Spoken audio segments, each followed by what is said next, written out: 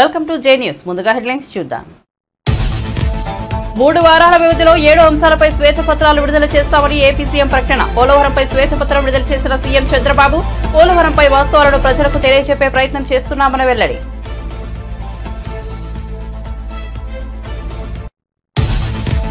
CM Revanth Reddy సమక్షంలో కాంగ్రెస్ లో చేరిన కాళే యాదయ్య. చేవెళ్ల నుంచి 268 ఓట్ల మెజార్టీతో గెలిచిన కాళే యాదయ్య ఇప్పటివరకు కాంగ్రెస్ లో చేరిన 6 ఎమ్మెల్యేలు.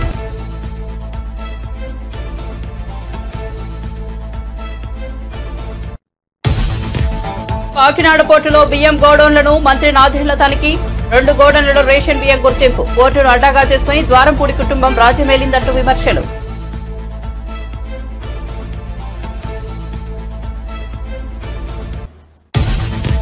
విమానాశ్రయంలో పైకప్పు కూలిన ఘటనపై స్పందించిన మంత్రి రామ్మోహన్ నాయుడు. కూలిన టెర్మినల్ పైకప్పు అది మోదీ ప్రారంభించింది కాదని వెల్లడి. మృతుడి కుటుంబానికి 20 లక్షల పరిహారం ప్రకటించిన రామ్మోహన్.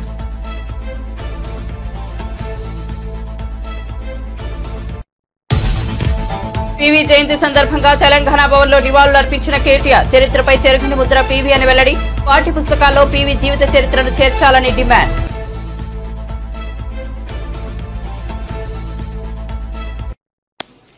రాష్ట్ర అభివృద్ధికి జీవనాడి పోలవరం. రాష్ట్రానికి 2 ప్రధానమైనటువంటి ప్రాజెక్టులు, ఒకటి అమరావతి, ఒకటి పోలవరం. 2 కూడా 2 కళ్ళు లాంటివి.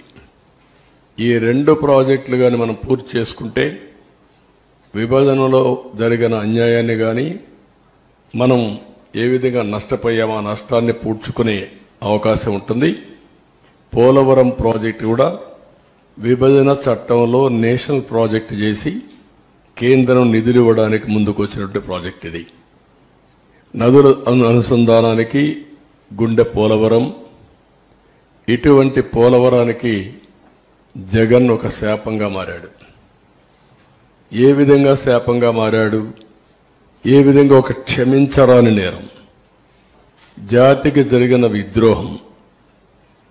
దీన్ని ఎవరైనా సరే రాజకీయాలకు అతీతంగా, కులాలకు అతీతంగా, మతాలకు అతీతంగా, ప్రాంతాలకు అతీతంగా నిర్మోహమాటంగా ఖండించాల్సిన అవసరం ఉంది. నిలదీయవలసిన అవసరం ఉంది. రాష్ట్రాన్ని నాశనం చేసే హక్కు ఎవరికీ లేదు. చేత కాకపోతే ఇంట్లో ఉండొచ్చు, కానీ ఒక మభ్య పెట్టి పదవి పొంది తద్వారా మోసం చేయడం చాలా దారుణం. ఆ విషయం నేను మీ ద్వారా ప్రజల దృష్టి తీసుకొస్తున్నాను. నెక్స్ట్, ఆంధ్రప్రదేశ్ వ్యవసాయ రాష్ట్రం. దక్షిణ భారతదేశంలో నీళ్లుండే ఏకైక నది గోదావరి. మనం లోయర్ రైపేరియన్ కింది రాష్ట్రంలో ఉన్నాం. మన దగ్గర నుంచి ఈ నీళ్లన్నీ సముద్రానికి వెళ్తాయి. దగ్గర ఆవరేజ్న 3000 టీఎంసీ నీళ్లు తలసరి ప్రతి ఒక్క సంవత్సరం సముద్రంలోకి వెళ్లే పరిస్థితి ఉంది. ఈ నీళ్లన్నీ గాని ఉపయోగించుకుంటే రాష్ట్రాన్ని కరువు రహిత రాష్ట్రంగా, డ్రౌట్ ప్రూఫ్ స్టేట్గా చేసేందుకు అవకాశం ఉంది. డెల్టా స్థిరీకరణతో పాటు ఉత్తరాంధ్ర, రాయలసీమ తాగునీరు, సాగునీరు దించే బహుళార్థ సాధక జాతీయ ప్రాజెక్టు. అదే మరిగా ఈ వరదలు ఇవన్నీ వచ్చినప్పుడు కానీ, మామూలుగా కానీ జల విద్యుత్, హైడ్ అనేది చాలా ముఖ్యం. ఇప్పుడు సోలార్ విండ్ వచ్చింది. సోలార్ డే టైం వస్తుంది, విండ్ నైట్ ఈవినింగ్ టైం వస్తుంది. మిగిలిన గ్యాప్ ఏదైతే మనకు కొన్నిసార్లు కరెంటు కొరత ఉంటుంది, పీక్ లోడ్ ఫ్యాక్టర్, అప్పుడు ఈ హైడ్లు ఉంటే ఎప్పుడైనా ఆన్ చేసుకోవచ్చు, ఎప్పుడైనా ఆఫ్ చేసుకోవచ్చు. ఆ విధంగా కూడా హైబ్రిడ్ మోడల్ తేవడానికి ఐడిల్ పవర్ చాలా ఉపయోగపడుతుంది. అలాంటి ప్రాజెక్ట్ ఇది. దీన్ని మనం చూస్తే 2014లో రాష్ట్ర విభజన జరిగింది, కానీ చాలా నష్టపోయామని అందరికీ ఆవేదన ఉంది. కానీ ఆ నష్టం కంటే 1924లో జరిగిన జగన్ విధ్వంసం రాష్ట్రానికి శాపంగా మారింది. దానికంటే ఎక్కువ నష్టం జరిగింది. ఇది రాష్ట్రంలో ఉండే ప్రజానీకం అంతా కూడా చర్చ చేయాల్సిన అవసరం ఉంది. నెక్స్ట్, ఈ ప్రాజెక్ట్ ప్రొఫైల్ ఒకసారి మనం చూస్తే దేశ రాజధాని ఢిల్లీలో టెర్మినల్ 1 విమానాశ్రయంలో పైకప్పు కూలిన ఘటనపై కేంద్ర పౌర విమానయాన శాఖ మంత్రి రామ్మోహన్ నాయుడు స్పందించారు. పైకప్పు కూలిన ఘటనపై వ్యక్తిగతంగా పర్యవేక్షిస్తున్నానని వెల్లడించారు. టెర్మినల్ 1 వద్ద ఉన్న ప్రయాణికులు అందరికీ సహాయం వెంటనే అందించాలని అధికారులను ఆదేశించినట్టు రామ్మోహన్ నాయుడు వెల్లడించారు. ఘటనలో ఒకరు చనిపోయారు. మృతుడి కుటుంబానికి 20 లక్షల ఆర్థిక సాయం అందజేస్తామని కేంద్ర మంత్రి రామ్మోహన్ నాయుడు ప్రకటించారు. Like you have said, this structure has been built in 2009, and what we have asked the DIAL, Delhi International Airport Limited, also is to do a verification inspection from their side. But we are not just leaving it up to themselves. The ministry, from the ministry, we have DGCA also, which underlooks the safety aspect. So they will also be supervisioning this inspection, and they will also give us a report. And from our ministry side, I can assure you that this is taken as a very serious incident also, not just in this airport, but across the country.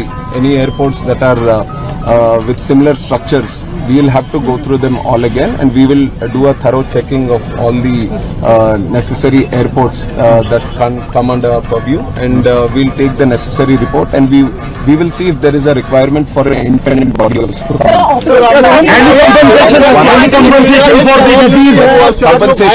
Compensation has also been announced, 20 lakh for the deceased, and also for the injured 3 lakhs. Opposition parties are opposition ये आरोप लगा रहा है कि जल्दबाजी में यहाँ पर इनॉग्रेशन किया गया था।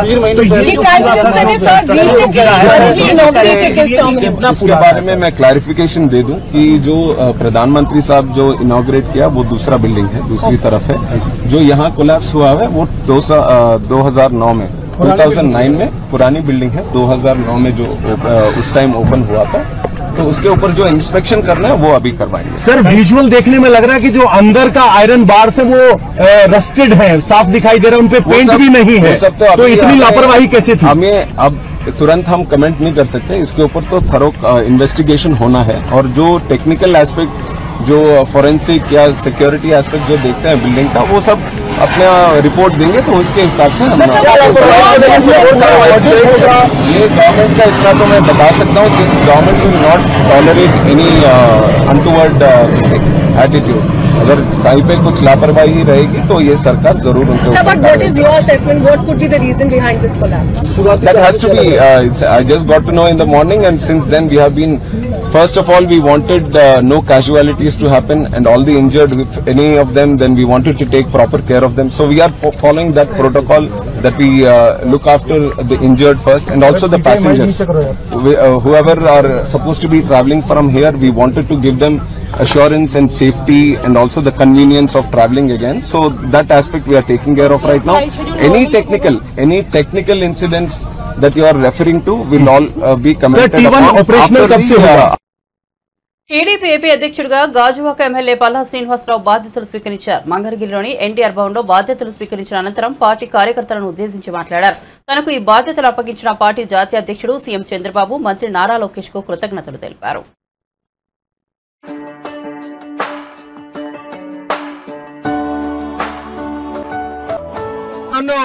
తెలుగుదేశం పార్టీ రాష్ట్ర అధ్యక్షులుగా నియమించినటువంటి నా శక్తి సామర్థ్యాల పైన నమ్మకంతో ఈ బాధ్యత నా మీద పెట్టినందుకు మన తెలుగుదేశం పార్టీ జాతీయ అధ్యక్షులు ముఖ్యమంత్రి నారా చంద్రబాబు నాయుడు గారికి, అలాగే లోకేష్ బాబు గారి యొక్క నమ్మకాన్ని నేను ఉంచుకొని ఆ నమ్మకాన్ని ఒమ్ము కాకుండా ముందుకు వెళ్తానని చెప్పి ఈ సందర్భంగా తెలియజేస్తున్నా.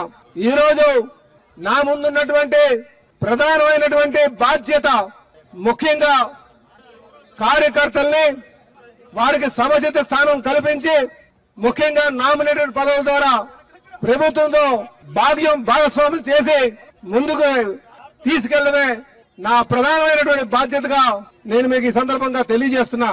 అధికార పక్షం ఎన్ని ఇబ్బందులు పెట్టినా ప్రతిపక్షంగా ఓర్చుకుంటూ ప్రజా సమస్యల మీద పోరాటం చేస్తూ పార్టీ యొక్క సిద్ధాంతాలు కట్టుబడుతూ అధినాయకుడు యొక్క ఆలోచనల్ని ముందుకు తీసుకువెళ్తూ ఈ రోజు పార్టీ అధికారం తేవడం జరిగింది. ఈ వేదిక నుంచి ఈ రాష్ట్రంలో ఉన్నటువంటి ప్రతి తెలుగుదేశం పార్టీ కార్యకర్తకి, నాయకులకి తెలియజేసేది ఒకటే, మేము అనుక్షణం మీతోనే ఉంటాం.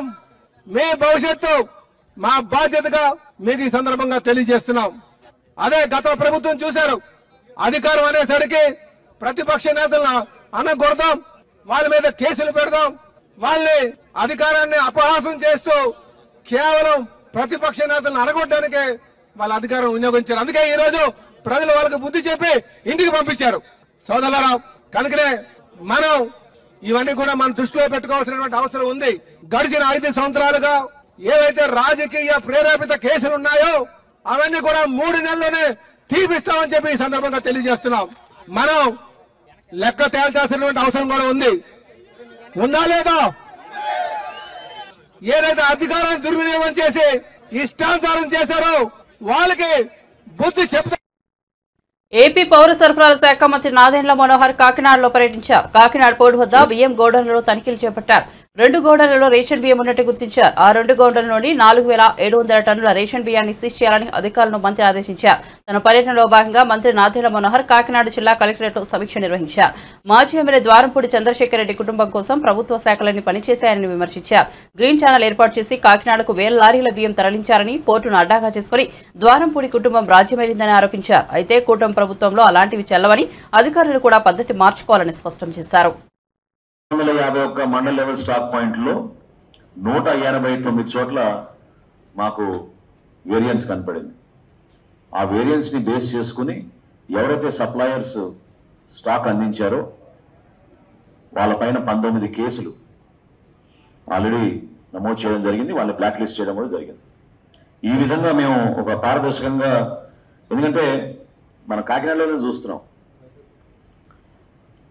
ఇది మాఫియా మాఫియా అంటారు కానీ వ్యవస్థీకృత మాఫియా ఉంది మనకి ఇక్కడ. చిత్తూరు నుంచి కాకినాడ వరకు గ్రీన్ ఛానల్ నడిపించారు వాళ్ళు ఇన్ని రోజుల నుంచి. ఎక్కడ చూసినా లారీలు విపరీతంగా ఇక్కడికి వచ్చి కాకినాడ పోర్టుని ఒక అడ్డాగా మార్చుకుని ఒక కుటుంబానికి లబ్ధి జరిగే విధంగా రాష్ట్ర వ్యాప్తంగా దోపిడీ జరిగిపోయింది. ఎంత దుర్మార్గంగా వ్యవహరించారంటే పేదవాడి పొట్టగొట్టి ఈ ఆహార మాఫియా సృష్టించి ప్రతి మండలంలో కూడా వీళ్ళు ధాన్యం సేకరించుకుని ప్రభుత్వం 39 రూపాయలు పర్ కిలో బియ్యం అందిస్తుంటే 7 రూపాయలకి, 8 రూపాయలకి, 10 రూపాయలకి వీళ్ళు కిలో కొనేసి ఎక్స్పోర్ట్ చేసుకుని 1000 కోట్ల రూపాయలు సంపాదించారు. ఉదయం నుంచి క్షేత్రస్థాయిలో అనేక ప్రాంతాల్లో సిబ్బంది ఏర్పాటు చేసి, టీమ్స్ ఏర్పాటు చేసి 10 చోట్ల దాడులు జరుగుతున్నాయి. ఇది కొనసాగుతాయి. ఆ మార్పు తీసుకొచ్చే వరకు ఖచ్చితంగా క్షేత్రస్థాయిలో ప్రతి ఒక్కరూ ప్రభుత్వ విధానానికి అనుగుణంగా పారదర్శకంగా నిజాయితీగా పనిచేస్తేనే వీళ్ళు వ్యవస్థలో ఉంటారు. అది ఎవరైనా ఉండొచ్చు. అధికార యంత్రాంగం కూడా వీళ్ళకి సహకరించింది గతంలో, ఇప్పుడు జరగదు.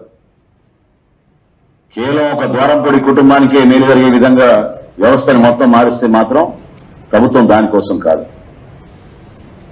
అంతిమంగా రైతుకు లబ్ధి కలగాలి, వినియోగదారుడికి నిజాయితీగా మేము చేసే సరఫరా భరోసా కల్పించాలి. దీంట్లో ఎక్కడ కూడా కాంప్రమైజ్ ఉండదు. 100% మేము తీసుకోవాల్సిన చర్యలు తీసుకుంటాం. వీళ్ళపైన క్రిమినల్ కేసులు రిజిస్టర్ చేస్తాం. ఎవరు ఇటువంటి అవకతవకలు పొరపాట్లు చేసినా ఎక్కడ కూడా సహించాం. రైతులకి మేము అందించాల్సిన ధాన్యం కొనుగోలు డబ్బుల విషయంలో నేను ఈరోజు ఒక సమాచారం మాత్రం మీ దృష్టికి తీసుకొస్తాను. సివిల్ సప్లైస్ కార్పొరేషన్ ద్వారా గత ప్రభుత్వం 36,300 కోట్ల రూపాయలు అప్పులు చేశారు. అసలు ఊహించలేము మనం. అన్ని కార్పొరేషన్లో కూడా నంబర్ 1 స్థానాన్ని తీసుకెళ్లారు మేము మమ్మల్ని అప్పుల్లో. 36,300 కోట్ల రూపాయలు అప్పులు చేసి రైతులకి మాత్రం 1,600 కోట్ల రూపాయలు బకాయిలు వదిలేసి వెళ్ళిపోయారు. ఇది వాళ్ళ నిజాయితీ. 251 మండల్ లెవెల్ స్టాక్ పాయింట్లో 189 చోట్ల మాకు వేరియన్స్ కనపడింది. ఆ వేరియన్స్ ని బేస్ చేసుకుని ఎవరైతే సప్లయర్స్ స్టాక్ అందించారో వాళ్ళపైన 19 కేసులు ఆల్రెడీ నమోదు చేయడం జరిగింది. వాళ్ళని బ్లాక్ లిస్ట్ చేయడం కూడా జరిగింది. ఈ విధంగా మేము ఒక పారదర్శకంగా, ఎందుకంటే మన కాకినాడలోనే చూస్తున్నాం, ఇది మాఫియా మాఫియా అంటారు కానీ వ్యవస్థ. భారతరత్న మాజీ ప్రధాని పివి నరసింహారావు జయంతి సందర్భంగా తెలుగు రాష్ట్రాలు అత్యంత ఘనంగా జరుపుకుంటున్నాయి. తెలంగాణ భవన్లో మాజీ ప్రధాని భారతరత్న పివి నరసింహారావు జయంతి సందర్భంగా పివి చిత్రపటం వద్ద బీఆర్ఎస్ వర్కింగ్ ప్రెసిడెంట్ కేటీఆర్ నివాళులర్పించారు. ఈ కార్యక్రమంలో మాజీ మంత్రి జగదీష్ రెడ్డి, మహమూద్ అలీ, పివి కూతురు ఎమ్మెల్సీ వాణిదేవి, మాలోత్ కవిత తదితరులు పాల్గొన్నారు. పరిస్థితుల్లో ఆనాడు ఆర్థికంగా పతనమైన పరిస్థితుల్లో ఒక ప్రధానమంత్రి పదవి అధిష్ఠించడం జరిగింది. కానీ ఈరోజు వెనక్కి తిరిగి చూసుకుంటే బిఫోర్ పీవీ ఆఫ్టర్ పీవీ అన్న స్థాయిలో 1991-96 ఆ కాలం ఏదైతే ఉన్నదో 5 ఏళ్ల కాలం భారతదేశ ఆర్థిక వ్యవస్థను, ఆర్థిక ముఖ చిత్రాన్నే మార్చిన ప్రధానమంత్రిగా పివి నరసింహారావు గారి పేరు ఎవరైనా సరే తలుచుకోక తప్పదు. ఒక రాజకీయాలతో సంబంధం లేని మన్మోహన్ సింగ్ గారిని తీసుకొచ్చి ఆర్థిక మంత్రి చేసి తర్వాత విప్లవాత్మకమైన ఆర్థిక సంస్కరణలు తీసుకొచ్చి పూర్తి స్థాయిలో ఈ దేశం మరి సంస్కరణల బాట వైపు నడిపించిన మహానుభావుడు గౌరవనీయులు పివి నరసింహారావు గారు. 16 భాషల్లో అఖండమైన పట్టున్న, కొన్ని సందర్భాల్లో మౌనమే తన భాషగా నడిపిన చతురుడు, రాజనీతిజ్ఞుడు పివి గారు. పివి నరసింహారావు గారి వ్యక్తిత్వం కానీ, ఆయన బహుముఖీనమైన ప్రజ్ఞాపాఠవాలు కానీ దగ్గర నుండి చూసిన వారి కుటుంబానికి కానీ, వారి అభిమానులకు కానీ, ప్రజలకు కానీ బాగా తెలుసు. ఒక కవిగా, కథకుడిగా, సాహిత్యపరుడిగా, అదేవిధంగా అఖండమైన సామాజిక స్పృహ ఉన్న నాయకుడిగా, ఒక సంస్కరణశీలిగా పివి నరసింహారావు గారిని చరిత్ర ఎన్నటికీ కూడా మర్చిపోదు. తప్పకుండా భారతదేశం ఎంతకాలం అయితే ఉంటుందో అంతకాలం కూడా పివి నరసింహారావు గారి పేరు సుస్థిరంగా భారత ప్రజల గుండెల్లో నిలిచి ఉంటుంది. సంస్కరణశీలి అని నేను ఊరికే అనలేదు. ఆనాడు ముఖ్యమంత్రిగా భారతదేశమే అచ్చరు పొందే విధంగా తాను స్వయంగా పెద్ద భూస్వామ్య కుటుంబం నుంచి వచ్చిన తన సొంత భూమి 100 ఎకరాలు, దాదాపు 800 ఎకరాలు ఆనాడు భూ సంస్కరణలో భాగంగా తాను ముందుండి, చారిటీ బిగిన్స్ ఎట్ హోమ్ అంటారు, తాను ముందుండి తన కుటుంబానికి సంబంధించిన 800 ఎకరాలను ప్రభుత్వానికి ధారాదత్తం చేసి దేశానికి ఆదర్శంగా నిలబడ్డ నాయకుడు శ్రీ పివి నరసింహారావు గారు. తర్వాత విద్యారంగంలో ఒక అవకాశం వస్తే హెచ్ఆర్డి మినిస్టర్గా నవోదయ పాఠశాలలు పెట్టిన, గురుకులాలు పెట్టి ఇవాళ అద్భుతమైన పిల్లలకు వాళ్ళ భవిష్యత్తుకు బంగారు బాటలు వేసిన దాని ఆలోచన కూడా, దానికి పూర్తి క్రెడిట్ కూడా పివి నరసింహారావు గారు. చివరికి ఒక దశలో భారతరత్న మాజీ ప్రధాని పివి నరసింహారావు జయంతి సందర్భంగా మంత్రి కోమటిరెడ్డి వెంకటరెడ్డి ఆయన సేవల్ని గుర్తు చేసుకున్నారు. హైదరాబాద్ నెక్సెట్లోని పివి ఘాట్లో పుష్పాంజలి ఘటించారు. పివి తెచ్చిన సంస్కరణలు చారిత్రాత్మకమైనవని ఆయన కొనియాడారు. తెలుగుదనానికి నిజరూపం. భాషలు 16 భాషలు మాట్లాడగలిగిన, తెలుగులో చక్కగా మాట్లాడుతూ ఒక తెలంగాణ బిడ్డ దేశ ప్రధానిగా 5 సంవత్సరాల పాటు ఎవరు ఊహించని నిధిలో సంకీర్ణ ప్రభుత్వాన్ని నడిపించి ఆర్థిక సంస్కరణను తీసుకొచ్చి మన్మోహన్ సింగ్ గారిని ఫైనాన్స్ మినిస్టర్గా పెట్టుకొని, అంతకుముందు మన దేశ పరిస్థితి ఎట్లుందంటే మన దేశం ఆఖరి గోల్డ్ కూడా విదేశాలలో పెట్టి తీసుకుని వచ్చే పరిస్థితి నుంచి ఈరోజు మాట్లాడుతున్న ప్రభుత్వ పెద్దలు 5 ట్రిలియన్ 6 ట్రిలియన్ మాట్లాడే ఎకానమీ దాకా వచ్చిందంటే అది మన తెలంగాణ ముద్దుబిడ్డ పివి నరసింహారావు గారి ఆయన ముందు చూపు. ఆ రోజు మన దేశం మీద ఆయనకున్న పరిజ్ఞానం, ఆయనకున్న మేధావి, ఆయనకున్న ఆలోచన విధానంతోనే ఈరోజు ఈ విధమైన భారతదేశం ఈ విధంగా ప్రపంచంలోని 3వ ఆర్థిక పరిపుష్టి దేశంగా డెవలప్ అవడానికి మూల కారకుడు పివి నరసింహారావు గారు. వారి 103వ జయంతి సందర్భంగా వారికి నివాళులు అర్పిస్తూ, వారికి ఆత్మశాంతి కలగాలని భగవంతుని ప్రార్థిస్తూ, అలాగే వారి భారతరత్న వారికి ఇవ్వడం కూడా చాలా సంతోషకరమైన విధంగా. పివి నరసింహారావు గారు అంటే భూ సంస్కరణలు ముఖ్యమంత్రిగా ఉన్నప్పుడే భూ సంస్కరణలు చేపట్టిన వ్యక్తి. అప్పటి ఎవరు మాట్లాడలే. భూ సంస్కరణలు చేపట్టిన వ్యక్తి తనకున్న భూమిని కూడా పేదలకు దానం చేయడం, ఆ రోజు మొదలుపెట్టిన ఆయన ప్రస్థానం నిజంగా ఈరోజు మేము గర్వంగా చెప్పుకుంటాం.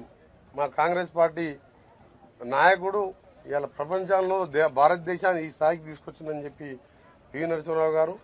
వారి కుటుంబ సభ్యులు గతంలో రాజీవరావు కూడా ఎంపీగా ఉండే, ఇంకో కుమారుడు రంగారావు గారు కూడా మినిస్టర్గా ఉండే, అలాగే ప్రభాకర్ రావు గారు ఇప్పుడు వాణి గారు ఎమ్మెల్సీగా ఉండడం, తప్పకుండా ఈరోజు మా ముఖ్యమంత్రి గారు కొన్ని అనివార్య కారణాల వల్ల అక్కడ ఉండి రాలేక మేమందరం పోతున్నామని చెప్తే మీ పేరండి అని చెప్పి తప్పకుండా అక్కడ కూడా వాళ్ళు కార్యక్రమాన్ని ఏర్పాటు చేసుకున్నారు.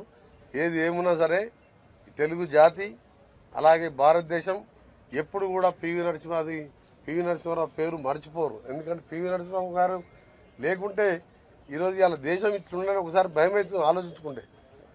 ఆయన మేధావి. బీఆర్ఎస్ పార్టీకి మరో షాక్ తగిలింది. వరుసగా ఎమ్మెల్యేలు అధికార కాంగ్రెస్ పార్టీలో చేరుతున్నారు. తాజాగా చేవెళ్ల ఎమ్మెల్యే కాళీ అధియా కాంగ్రెస్ కండువా కప్పుకున్నారు.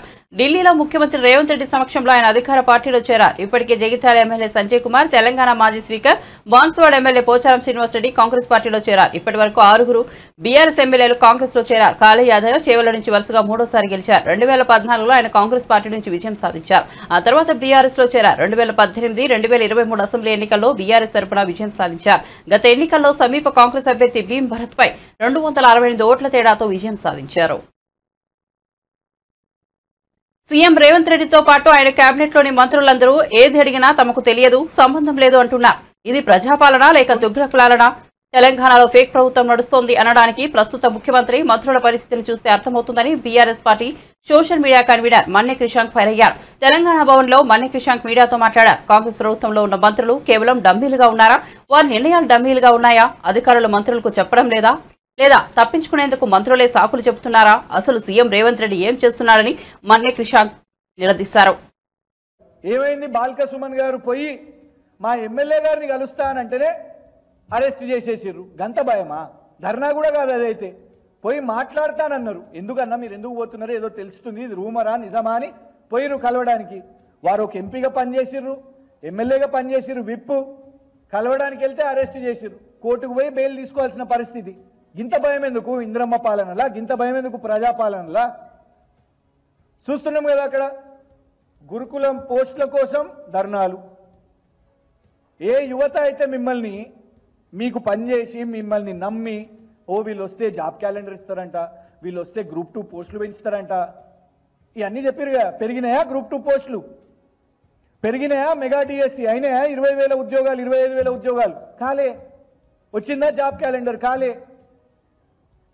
సేమ్ కేసీఆర్ గారు ప్రభుత్వం ఇచ్చిన జాబ్సే కంటిన్యూ అవుతున్నాయి. అవే నోటిఫికేషన్లు వీళ్ళు ఇప్పుడు ఫిలప్ చేస్తున్నారు. అంతే. సో డెఫినెట్గా పోరాటం ఆల్రెడీ స్టార్ట్ అయింది. కానీ స్టెప్ బై స్టెప్ న్యాయ పోరాటం ఇవన్నీ కూడా చేస్తూ ధర్నాలు కూడా చేస్తాం. వీళ్ళు సమాధానం చెప్పాలి, వదిలేది లేదు. Count down has began. Thank you.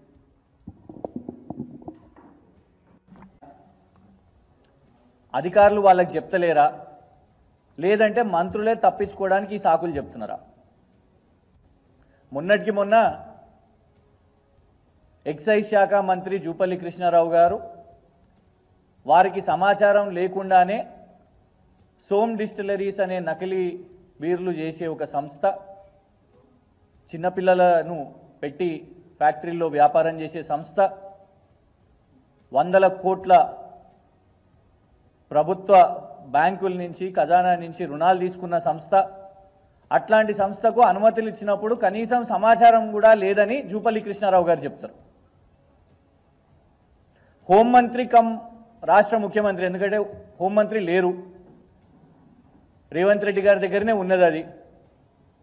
హోంమంత్రికి సమాచారం లేకుండానే పోలీస్ శాఖ వాళ్ళు రాత్రి 10:30 వరకే హైదరాబాదు సిటిజన్స్ మీద ఆంక్షలు పెడతారు. ఆ తర్వాత దాని మీద మీడియాలో సోషల్ ఏపీ సీఎం చంద్రబాబు తనకు స్నేహితుడని, అందుకే ఆయన మర్యాదపూర్వకంగా కలిసినట్టు తెలంగాణ గవర్నర్ రాధాకృష్ణన్ తెలిపారు. శుక్రవారం ఇంద్రకీలాద్రిపై దుర్గమ్మను ఆయన దర్శించుకున్నారు. ఎన్టీఆర్ జిల్లా కలెక్టర్ సృజన, దుర్గగుడి ఈవో కెఎస్ రామారావు, ఇతర అధికారులు ఆయన్ను ఆలయ మర్యాదలతో స్వాగతం పలికారు. వేద పండితులు పూర్ణకుంభంతో తెలంగాణ గవర్నర్ రాధాకృష్ణను ఆహ్వానించారు. దర్శనం అనంతరం వేద పండితులు రాధాకృష్ణన్కు ఆశీర్వచనం చేశారు.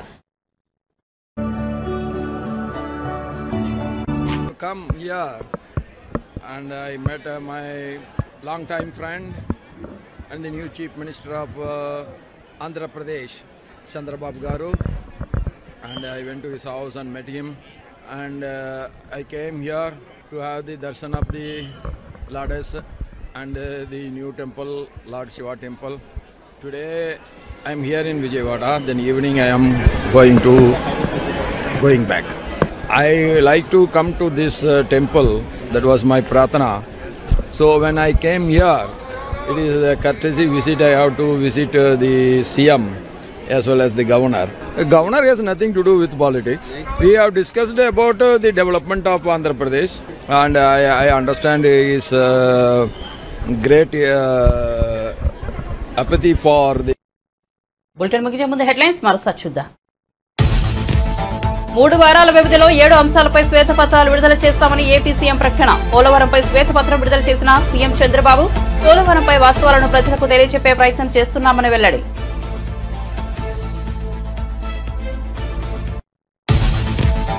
సీఎం రేవంత్ రెడ్డి సమక్షంలో కాంగ్రెస్ లో చేరిన కాళీ యాదయ్య. చేవల నుంచి 268 ఓట్ల మెజార్టీతో గెలిచిన కాళీ యాదయ్య ఇప్పటివరకు కాంగ్రెస్ లో చేరిన 6 ఎమ్మెల్యేలు.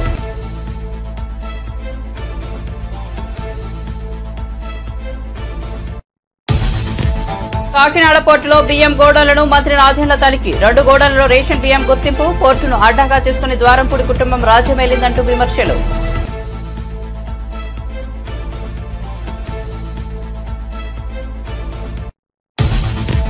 విమానాశ్రయంలో పైకప్పు కూలిన ఘటనపై స్పందించిన మంత్రి రామ్మోహన్ నాయుడు. కూలిన టెర్మినల్ పైకప్పు అది మోదీ ప్రారంభించింది కాదని వెల్లడి.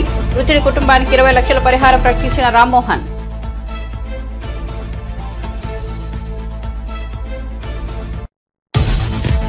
పీవీ జయంతి సందర్భంగా తెలంగాణ భవన్లో నివాళులర్పించిన కేటీఆర్. చరిత్రపై చెరగని ముద్ర పీవీ అని వెల్లడి. పాఠ్య పుస్తకాల్లో పీవీ జీవిత చరిత్రను చేర్చాలని డిమాండ్.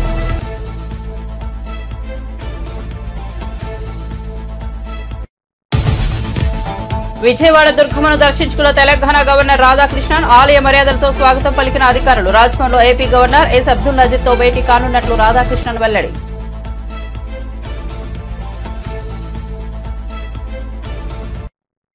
అప్డేట్స్ కోసం చూస్తూనే ఉండండి జే న్యూస్.